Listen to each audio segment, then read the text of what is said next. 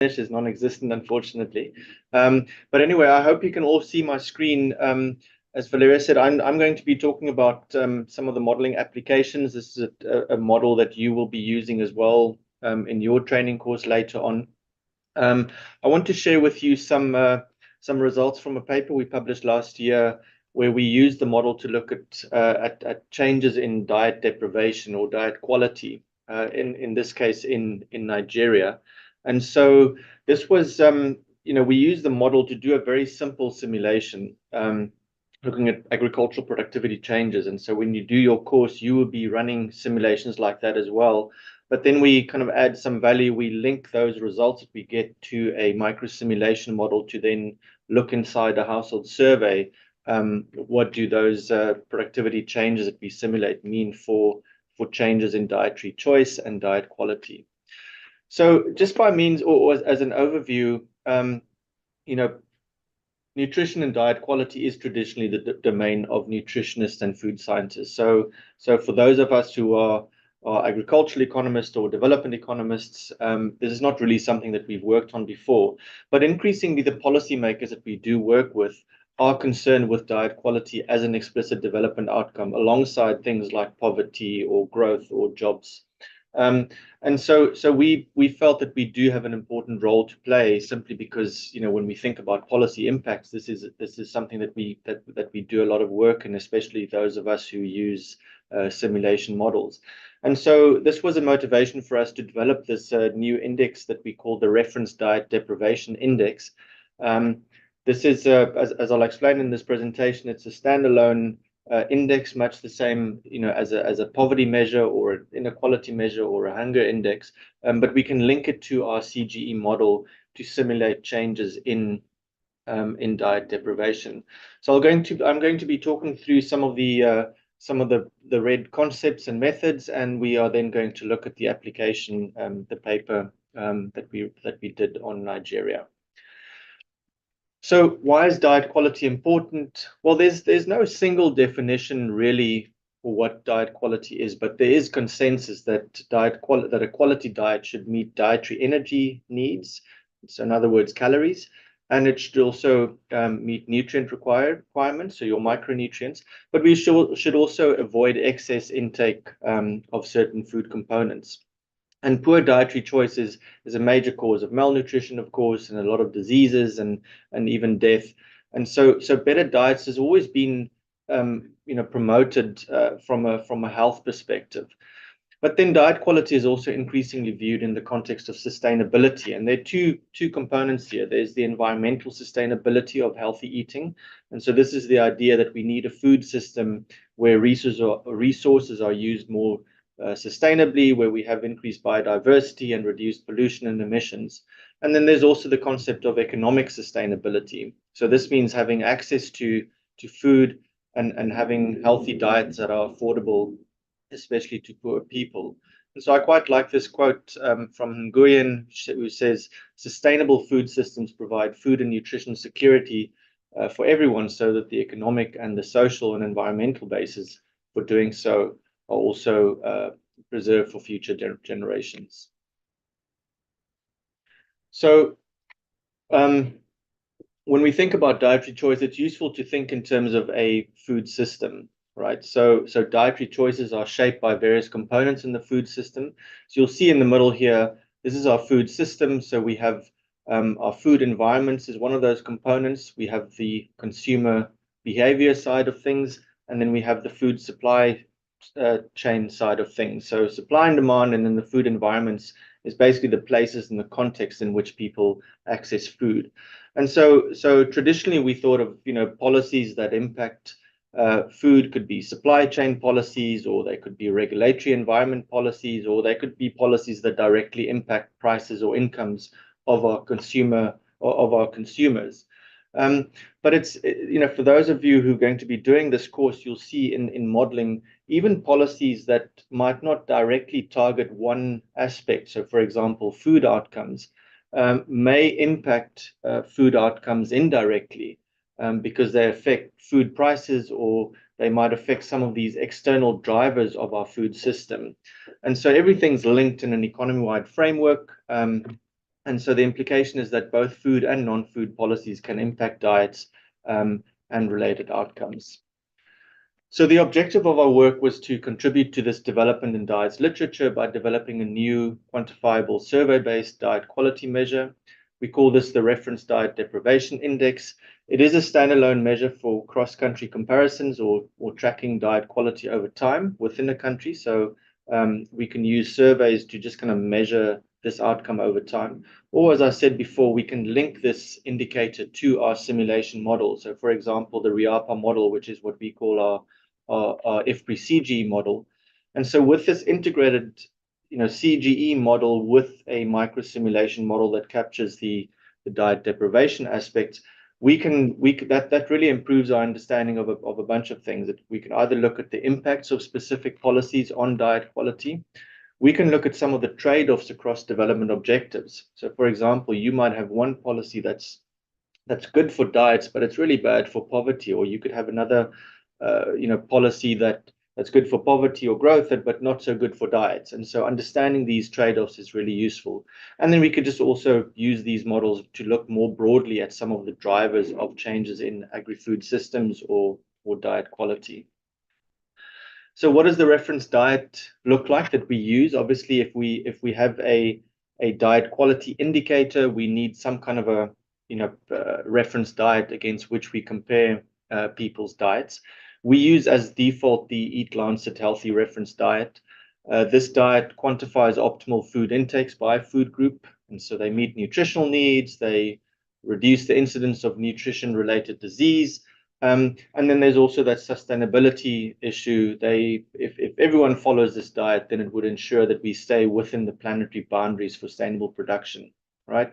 And so on the right-hand side here, you'll see the diet specifies the grams by food group, and it also specifies the calories by food group, right? And so our red index is based on is composed from this Eat Lancet diet. So we group them into 6 groups.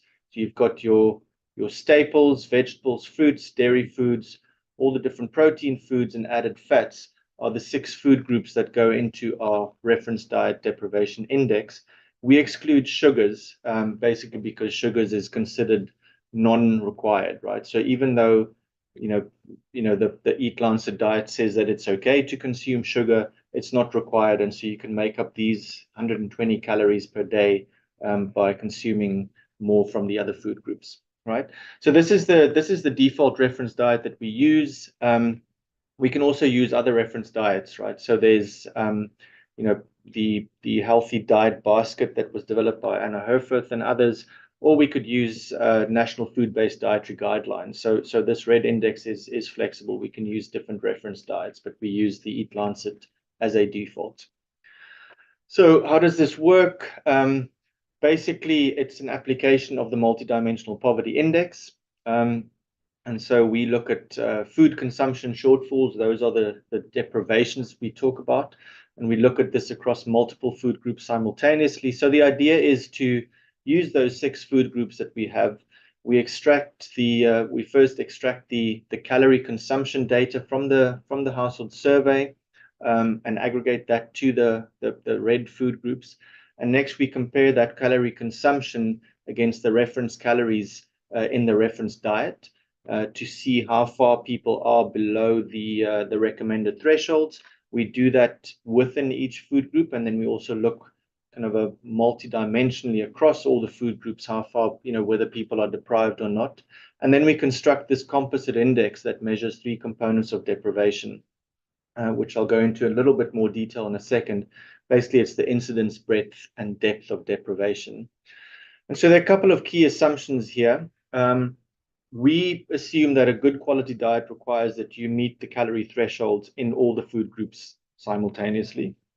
And then secondly, all food groups are considered equally important in this diet. So that basically just means that we have equal weights when we construct this index.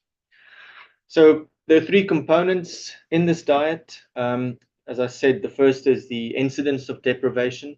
So if you think of a population, let's say you have a survey of 15 households, we would basically count the number of people, sorry, this figure is wrong. I realized just now. But so we have 15 people, and let's suppose that 13 of these people were below the, had a poor quality diet. Then the first component of our composite index is the incidence, the kind of a head count rate. So basically 87% of these people would be diet deprived. And the way we define, remember I said for people to have a healthy diet, you need to meet the threshold for all 6 food groups at the same time. So if you are deprived in at least one food group, then your overall diet is considered to be less than ideal. The second component of the red index is the breadth of deprivation. So here we look across the 6 food groups and we see whether people are at the threshold or below the threshold. And we simply count the number of food groups in which people are deprived. And again, sorry, I didn't fix my figure, but assume that 4 of these food groups people are deprived in, then you would have and again, that is wrong. I'm sorry, I changed something at the last minute and then I didn't fix all the wording here. But so suppose 3 of the 6 food groups are deprived, then you have a breadth of deprivation of 0.5. And then finally, the depth of deprivation. So now we look within a food group. So suppose it's your vegetables food group. Instead of consuming 6, which might be the threshold that we want to achieve, this consumer is only consuming 4, then that person will have a gap of 1/3 or 2 out of 6 food groups. And so the red index is simply the product of these 3 different indicators or components of diet deprivation. Right. I'll skip over this slide. Obviously, I've been talking about calories, but if we don't have calorie consumption in our survey data, then we use a cost expenditure-based approach to estimating our red index. So we look at how much people spend on different food groups, and we have some measure of what we think they should be spending based on the cost of foods in these different food groups. And so you can see whether their expenditure is below the threshold. So it's either a calorie-based approach or an expenditure-based approach. And these 2 indexes are highly correlated, right? So it doesn't really matter too much which approach you follow. Perhaps a more accurate measure would be the calorie approach, but it's often difficult to get extract calories from household survey data. So I'm going to, in the last 5 minutes or so, I'll talk through very briefly the application of what we did in Nigeria. And so we use what we call the Rural Investment and Policy Analysis Model. This is a variant of the standard IFPRI CGE model that you'll be using, I believe, Valeria, in your course later this year. And so it has all the kind of standard behavioral functions, very straightforward CG model that's embedded within the RIAPA system. But RIAPA has a lot of add-on tools as well, and some of these specialized outcome indicators that I'll mention in a second. And it's also highly disaggregated. So it has this very detailed activity and commodity structure, which is really suited, especially within the agri-food system, which makes it especially suited to analyzing food policies. And this is also quite useful if you have a measure such as the red index, then having this detail within the food system is very useful, right? So the basic idea is that we have the RIAPA model up here, and then we simulate some change in some exogenous shock to the RIAPA model. From that, we observe consumption changes, food consumption changes, and that obviously means that we are going to change these different components. These different components of the red index are going to change. So you might either see people moving closer to these thresholds, or they might move over the threshold and have a better quality diet, or across the different food groups, they have fewer deprivations, and all of these impacts will cause the red index to decline. Right? We can also measure the cost of the reference diet, which is a useful metric that's used in development economics nowadays. So this is kind of the approach that we follow, right? So so this red index now is a standard feature of our RIAPA model alongside. So we calculate the diet quality index alongside things like poverty or inequality and hunger. Right. So what did we do in Nigeria? There's a link to the paper if you want to go and have a look at that after the presentation. But basically, we look at 6 value chains in Nigeria. So rice, vegetables, fruits, pulses and oilseeds, red meat, and dairy. And we use the model to explore how value chain productivity growth contributes to changes in diet quality. Right. And so the approach we follow here is we raise the total factor productivity in these targeted value chains. So individually, we have 6 scenarios and we raise the productivity in each of these 6 value chains such that the additional GDP that we have by the end of our simulation period of 2020 to 2025, that you have an additional 1% of GDP. So that GDP growth is driven entirely by the productivity growth within the value chains, plus, of course, then some indirect impacts, right? So the idea here is that we normalize the GDP effect, so we could look at changes in our red index per unit of GDP that is generated by productivity growth in that value chain. Sorry, I know that's a mouthful, but there are lots of reasons why we kind of normalize this GDP effect. And the main one is that our simulations are going to differ in terms of the income distribution. So they all have a similar kind of a GDP effect, but because of structural differences between value chains, value chain growth in different value chains may have a different impact on income distribution, and they will certainly have a significant impact on relative food prices as well. So these income distributional changes and the relative food price changes, this is really what's going to be driving dietary change, and not necessarily the overall GDP effect, simply because we've normalized that across the different value chains. So in terms of results, then just very briefly, there's a lot more detail in the paper, but I'll just highlight some of the main things. You'll see, first of all, across all the scenarios, we have the same GDP growth effect, right? So that's by design. So we've shocked each sector by a TFP factor growth rate, so that the GDP impact is the same across all the sectors. We obviously then see the highest GDP growth within those subsectors that we target. So, for example, in the rice, vegetables, fruits, and pulses, all our crops value chains, right? That's where we see the biggest impact in GDP growth within the crops value chains. And then we have dairy and red meat, which are obviously in our livestock sector. So that's why we see the bigger impact in GDP in those livestock sectors.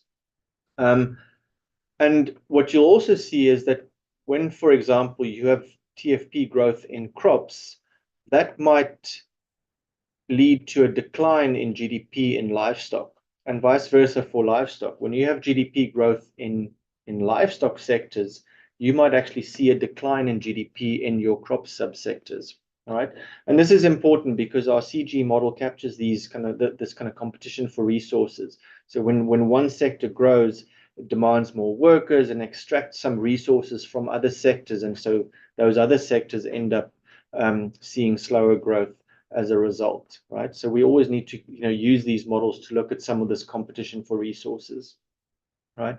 We also see that some sectors have minimal processing. So your fruit sector, for example, or red meat sector, there's very limited processing. So these sectors you'll see down here have very small impacts on agro-processing compared to some of the other agricultural sectors that have more processing. So the structure of growth, or where the growth is situated, matters for the structural changes that we see in the economy. In terms of diet costs, we see these decline as expected in all the scenarios. So in general, productivity growth in agriculture is good for the affordability of healthy diets. And we see especially large declines in diet cost in either sectors where we have relatively large productivity gains that we simulate, such as dairy, or where we have large cost shares. So your pulses and red meat sectors, those protein foods, make up a big component of your overall diet cost, as you can see down here. And so that productivity growth also drives a big decline in pulses and red meat. In terms of consumption gaps, and again, a lot of results here, But we kind of expect to see, if we have a rice value chain growth scenario, we expect to see that a decline in the consumption gap for staples. Similarly for vegetables or fruits, you kind of expect to see these biggest declines in consumption gaps within the food groups that are linked to those value chains, right? So pulses are linked to both protein foods and added fats, because this includes oil seeds as well. So that's kind of, you kind of expect these results. But the red numbers show you where consumption gaps are increasing, right? So when you make rice cheaper, you end up, in relative terms, people end up buying more rice and relatively less of these other food groups. And so you see consumption gaps going up in some of these other food groups. So the impact on diet quality is not immediately evident. It depends on these relative substitution effects, which are all driven by these elasticities of demand that we have. So finally, then the red result, you'll see over here, that's our baseline red index over the simulation period from 2020 to 2025. And you'll see in all the scenarios, we have a decline in the deprivation index. And basically that means diet quality improves, but the different sectors are not all equally effective at driving diet quality improvements. So rice is not even shown on here, but rice is very similar to the baseline. So only a very small improvement in diet quality. And that's really because very few people are deprived in staples. And so having a rice growth scenario isn't really that good for diet quality. We see the strongest impact in your dairy sector, and that's really linked to that those big consumption gap declines that we see over here, for example, and also the large reduction in the overall cost of the healthy diet that's driven by the dairy sector. Not shown on this figure here, we do see dietary improvements are stronger for your urban households. This is a result we often see with productivity gains on farm, is that your rural or farm households, some of their income gains are eroded by lower farm gate prices. And so that affects their ability to afford these healthy diets, even though these diets are cheaper. And then lastly, we do this we've done this analysis for both the expenditure and the consumption-based or the calorie-based red index. And the results are very robust to the choice of indicator. So just to conclude, as I said at the start, there's growing interest among policymakers to understand the drivers of dietary change. But diet quality is just one of many development outcomes, and it's a very useful addition in this RIAPA toolkit that we now have. So we're able to look, as I said before, we can look at some of these trade-offs across different development outcomes, which is really useful when having a conversation with policymakers. Our Nigeria results show that the patterns of growth and relative food price changes matter for diet quality. In these specific results, dairy, pulses, and fruits were most effective at improving diet quality, and investing in staples does little for diets. But of course, staples, again, this trade-off idea, staples may be important for other development outcomes. So this index has some drawbacks. It doesn't consider overconsumption of nutrients. So if you, and this is a problem especially for staples, if you have people that are way above a threshold, we would just kind of consider them not deprived or having having sufficient consumption of calories from staples. But in reality, we know that the overconsumption of staples is not good for diet quality. It is a diet-based measure, and so it means we cannot really infer on the actual nutritional status of people. We can only say something about the foods that they consume. But it certainly goes beyond some of these dietary diversity scores. So we do think that RED is a more useful index than a simple dietary diversity score, because it looks at both whether a food group is consumed, but then also the consumption gaps. So that's my end of my presentation, and thanks for listening, and happy to hear the comments. Thank you so much, Carl, for pointing out something very important that we've been also discussing, in which what is the advantage or the usefulness of using these type of tools for policy analysis. So it is very clear for what you said that these are great tools in order to show the impact of a specific policy or intervention, and it's going to be the impact in the whole economy. Again, this is a general equilibrium model, so even though this type of intervention was really directed towards the agricultural sector, you can see all those trade-offs, and trade-offs not only inside the agricultural sector, but also in the competing for resources with the rest of the economy. And also highlighting the fact that maybe one of those commodities is not going to be, or staples, for example, you mentioned, it may not very contribute to one of the objectives in which you have, which was the diet component. It may be really important for the other objective, in which is the economic growth and incomes of the households. So it's very nice how you show that, and the importance of that in how you communicate those to policymakers. So thanks a lot for that. And having said that, now I would like to ask Santiago, maybe Santiago, if you have some comments on this respect. Thank you very much.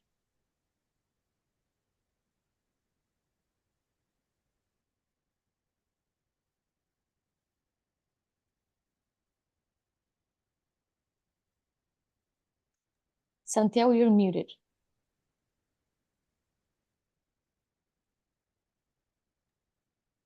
Ok, voy a hacer la presentación en español, pues mis comentarios en español. Sí, algunas reacciones frente al paper son las siguientes. Me disculpo si en algún momento repito algunas de las cosas que ya Carl presentó, pero es un poco para reaccionar precisamente a ella. Por supuesto que el ejercicio se basa en la dieta planetaria como referencia, y eso pues es importante. Hay que tomar partido frente a definir sobre qué tipo de dieta se toma como referencia para comparar el consumo en este caso de Nigeria. Entonces, pues creo que está bien. Carr también menciona que hay otros ejercicios como el de Anna Herford, que utiliza una canasta de alimentos de cada país. Y por supuesto que el artículo también reconoce que también puede ser útil utilizar este otro tipo de dietas de referencia, digámoslo así. Eh, Mi primera o mi principal reacción es que considero que este ejercicio del índice RED aporta y va en el camino correcto en términos de evaluar la calidad de la dieta de las poblaciones. Yo tengo mucho más experiencia en aplicación del puntaje de diversidad dietaria, que también es comentado acá en el artículo. Y es claro que aunque con este instrumento se puede aproximar de una manera importante a la diversidad de la dieta consumida por las personas, pues es claro que este índice sí da un paso más adelante, aportando en ese camino de conocer esa profundidad en la deprivación del acceso a una dieta, digamos, saludable.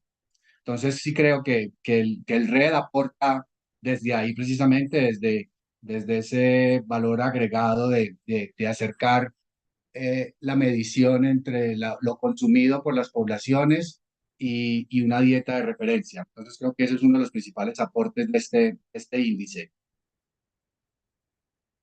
Bueno, con respecto a la información que usa para hacer las estimaciones, que son las encuestas de ingresos y gastos, Eh, por supuesto que el artículo también es eh, claro en mencionar que tiene sus ventajas y sus desventajas. Por supuesto, esa es la información que hay disponible, eh, pero es claro que tiene también sus desventajas, sobre todo para medir el consumo calórico. Eh, pues no es tan fina, digámoslo así, esa encuesta para medir el consumo calórico en la población, porque no es una encuesta específica de consumo. como lo sí lo es otras encuestas en el país, como pueden ser la encuesta de situación nutricional, que sí mide cada 5 años el consumo de alimentos en Colombia, y cada 10 lo hace de manera cuantitativa, digámoslo así, midiendo o estimando en gramos la cantidad de alimentos de los diferentes grupos consumidos por la población. Entonces, también veo que el artículo reconoce que las encuestas de ingresos y gastos tienen su utilidad, pero también pues sus limitantes, pero pues eso no, lógicamente no demerita los resultados de este ejercicio que hizo el IFPRI. Bueno,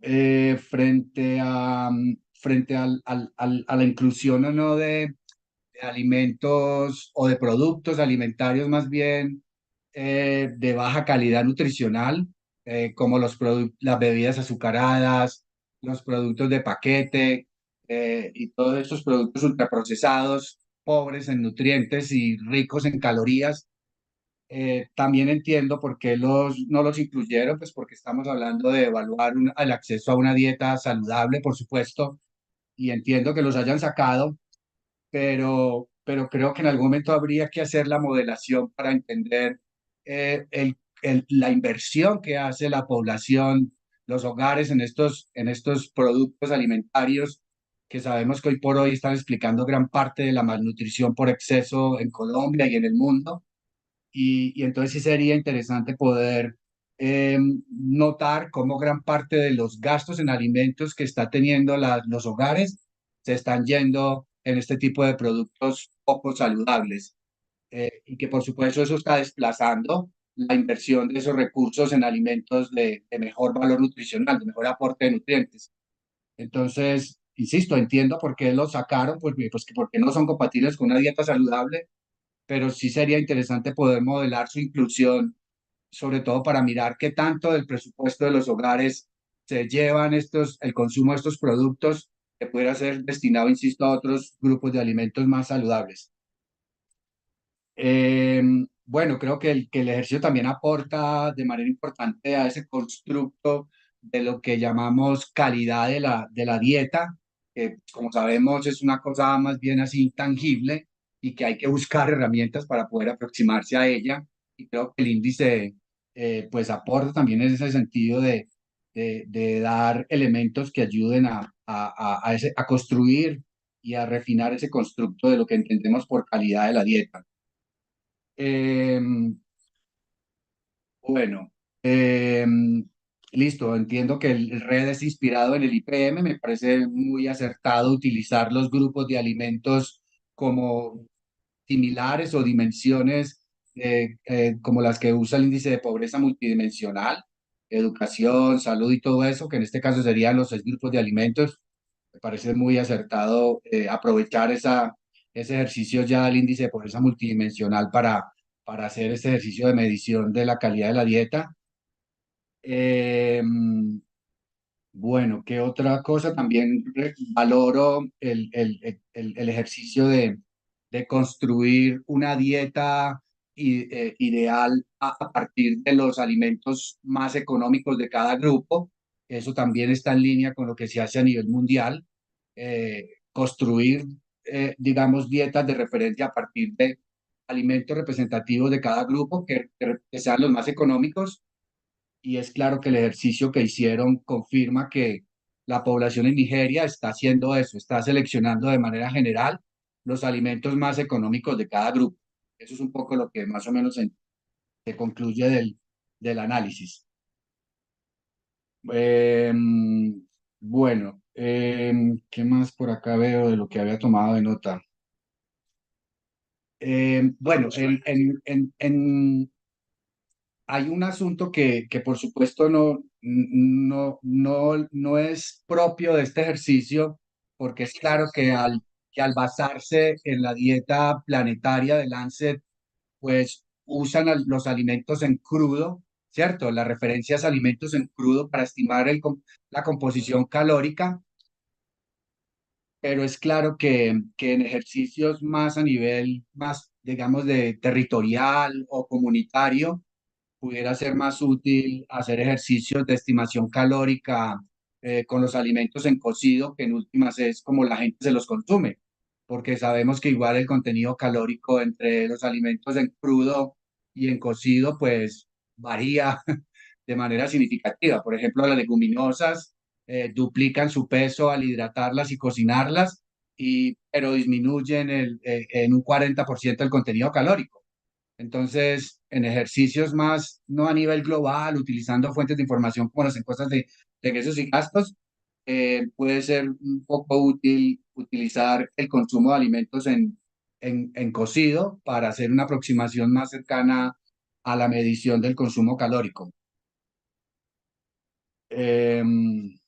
Bueno, no voy a entrar en el debate de si Lancet, ya lo había mencionado, de la dieta planetaria era útil o no, porque el artículo mismo reconoce que la dieta Lancet, Eat Lancet, pues excede el gasto per cápita del 62% de las personas de los países en vías de desarrollo, que pues ya, pero pues entiendo que es un buen referente para hacer estos ejercicios un poco, de alguna manera, un poco teóricos. Bueno, no voy a alargarme mucho, pero tenía un par de comentarios adicionales y era relacionados con el darle el mismo peso a los grupos dentro del ejercicio del índice. Porque, por supuesto, que partiendo de que están integrados dentro de la dieta planetaria de Lancet, pues no está mal asignarle el mismo peso a cada grupo de alimentos, pero sería interesante, así como planteé, modelar cómo se comportaría, digamos, evaluar el consumo de estos productos ultraprocesados y este tipo de cosas. Creo que también sería interesante saber cómo se comporta el índice al darle pesos distintos a cada grupo de alimentos, porque pues es claro que hay unos grupos de alimentos que son fuentes de micronutrientes críticos en salud pública, como las proteínas, como el hierro, como el calcio, como la vitamina A, que por supuesto al darles el mismo peso, pues de alguna manera se, digamos que no se le da la importancia que estos grupos tienen. Entonces sería interesante poder construir ese índice modelando pesos distintos para cada grupo, por ejemplo, darle más peso, por supuesto, a las carnes y a los huevos, a las leguminosas y a los lácteos, que sabemos que son fuentes de nutrientes críticos de estos que acabo de mencionar.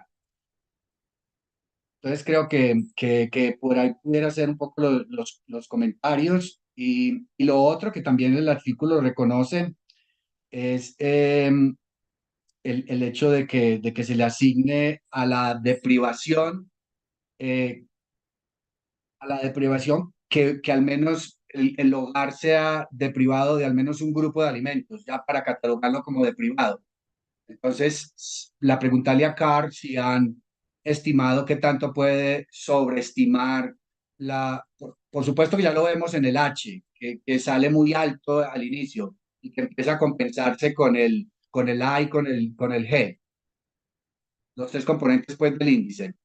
Pero también sería interesante saber si han modelado, digamos, poniendo un punto de corte 2, por ejemplo, dos grupos de alimentos para catalogarlo como de privación y no necesariamente un solo grupo, sobre todo en línea con lo que mencionaba antes, de que no todos los grupos realmente tienen el mismo importancia nutricional, de que sí calórica en una dieta total, pero que en términos nutricionales es claro que hay unos grupos que tienen más peso por su importancia precisamente nutricional. Listo, no me alargo más porque suelo hablar mucho, pero hasta ahí sería. Bueno, y lo último, sí. El ejercicio que hicieron con RIAPA. Eh, entiendo que las conclusiones no permiten demostrar que la modelación que hicieron al aumentar la productividad de los diferentes grupos, digamos que no hay una mejora general del acceso a la calidad de la dieta en toda la dieta como completa, sino por grupos específicos.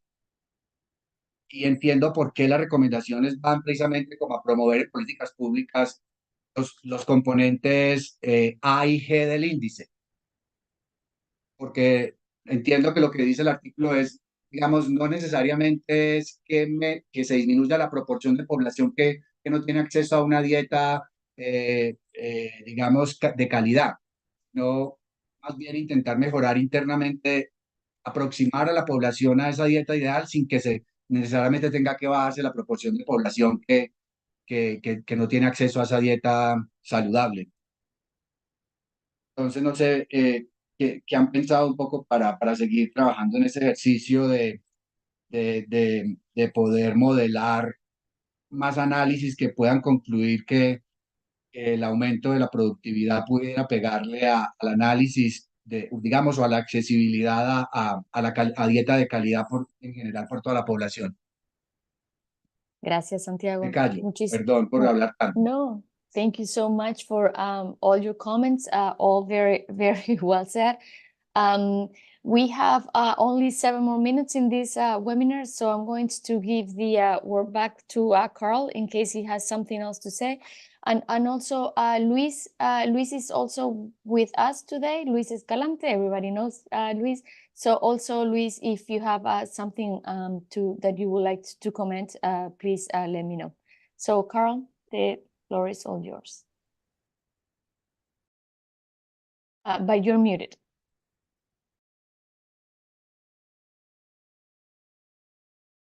There we go. Sorry about that. Thank you, Santiago. That was a really good set of comments. I think I got most of it. Thanks, Christian, for the interpretation. I think a lot of your comments were on how we estimate the red index and the survey data. I mean you're absolutely right that there are some limitations in the way that we or in terms of the information content in these surveys. So your comment about empty calories, absolutely. We we have different food items in the surveys, but we often don't know the extent to which these items might be processed. You mentioned the use of raw foods to estimate the calorie availability in the diet, but we don't have information about how that's processed. So yes, it's true. Sometimes people eat bread with a lot of sugar in or cake or something, and it just kind of gets added into the staples group. We don't know the extent of the refinement of those calories. We've not, worked in a country where the household survey does have that level of detail about the quality of the foods that people consume, and so that is certainly a limitation, and we acknowledge that. I think one of the other things I picked up was on the Eat Lancet being diet, or this planetary diet being a very expensive diet. I think if you look at our H index, I think it's something like 99% of people are deprived in their diet in Nigeria. In other words, they have a deficiency in at least one food group. So we set the bar very high. We kind of that's why I made that point. We assume that anyone who has a deficiency in at least one food group has that diet is suboptimal. We could select a different cutoff, so that's true. We've tried that. We've said, okay, well, it's okay. You can have 2 or 3 deficiencies. We still think the overall diet is okay. But we've spoken to a lot of nutritionists about this as well, and everyone agrees that it's the composition of the diet. It's the 6 food groups together that would be give you enough calories, but at the same time also ensure that you have enough micronutrients in that overall diet. And so that's why we went with the kind of very, very high threshold on that first cutoff to say that anyone with at least one deficiency as a deprived diet. And it basically means there are 2 gap measures, the 2 components, the A and the G in this red index. They become very important, right? Those are the ones that change in our simulations, and those are the ones that really determine ultimately the value of red that we estimate for a country. And so I think this is useful. So even though the majority of people cannot afford a healthy diet, what we're trying to show is how much, how can we, simulate different policies, what is the impact of policies in bringing people at least closer to that ideal diet. So it is a gap measure, which makes it somewhat different from some of the poverty measures. On your comment about the weights that we have in the red index and the assumption that they're all equally weighted. Again, I'll kind of emphasize that, we look at the diet as a whole. If you meet the thresholds for all the different food groups, you are going to have enough micronutrients in your overall diet. Sure, certain food groups are more important for certain nutrients, and that goes without saying. But again, we cannot say that one food group is more important than another one, nutritionally speaking, because all food groups have something important that they contribute. So saying, oh, we should weight beef and eggs higher, it's something that we've debated extensively, and we've always come back to this idea that, well, actually every food group in this diet is equally important. But again, it's possible. We have the capability of doing that in estimating, looking at different weights in the index. But it's just, I haven't had the guts of saying, well, we should change the weight away from equal weights. Valeria, I'm going to stop there. I think your last comment sounded like an important one, but Kristen and I struggled to exactly understand what you were saying about, the TFP simulations in RIAPA, but I'm happy to hear other comments or follow-up questions. Thank you so much, Carl and Santiago, for everything. I think that it was a very rich conversation, and for sure we will be better prepared to handle and tackle the course in March. As you all know, these webinars, really the idea was to just show or illustrate what we can do with these kind of tools. So the first one, it was also done by Mertargi, another colleague of us from IFPRI, in which he covered the lost waste aspect of how to include that into also the RIAPA, so the IFPRI model. And then Luis also presented another time in which he covered more the gender and climate change impact. So I think that with Carl's presentation really covered another aspect of something we can do with this kind of tool again, which is more these diets. However, Carl's presentation, as you notice, the model that he uses was also with this module of the dietary concept of that, which is using the micro simulations. That part we're not going to be covering, but as Carl pointed out, it is connected to the core model that we're going to be looking at in March. So with this, I think that we run out of time, but again, thank you very much, everyone, for joining us today. Thanks again to Jorge and the university for giving all this support and collaboration and all that. And we're looking forward to see you all in March. Thank you so much, everyone. Thank you. Bye. Thank you. Santiago, thank you very much. En serio, muchísimas gracias. Fue realmente un gusto conocerte y si no te molesta, estaremos en contacto para seguir el intercambio de información. I think that here with Carl, we really Claro, want to also gracias look por la invitación a FAO y claro, aquí para cuando consideres. Perfecto, muchísimas gracias. Carl, thanks again. Y Cristian, muchas gracias por la interpretación. Thank you, everyone.